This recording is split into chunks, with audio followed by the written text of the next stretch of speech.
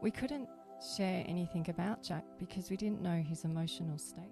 We've all just been in a healing way with him. He's already sounding different, has had so many near deaths, Mary, on the most unusual things. In all these different locations he's lived. Last accident he had, Jet had a car accident at the same time on the stalled sun, and they hit this hill, Mary, that I was doing grounding work on here. This hill is called Tara. I was doing the same healing on New Zealand's Tara. And then Jet has a write-off car accident and his car jackknifes.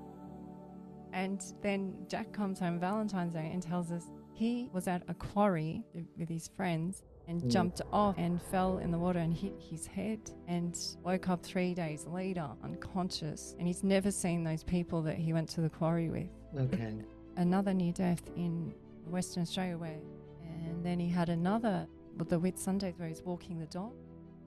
The things that he's gone through, they told us this all would happen. When Jack comes back, the world will have a huge shift into a new way that we will come into ease and grace with abundance. And others whom have been doing similar works will have this as well. It's not about the messenger, it's about the message, and it's about not being afraid to share the message. The word afraid is like a fringe on a piece of clothing, and to be not afraid means to re-spin being connected.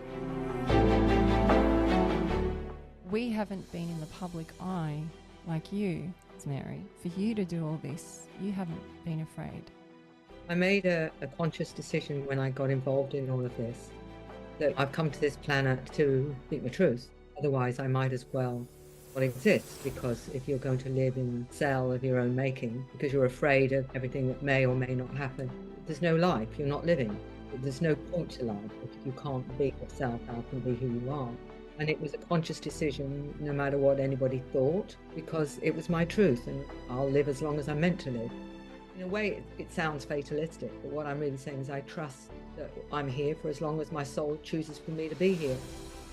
So I'm not going to spend the time being afraid. I always make the joke, oh, you're going to die on a certain day, and you try and avoid it.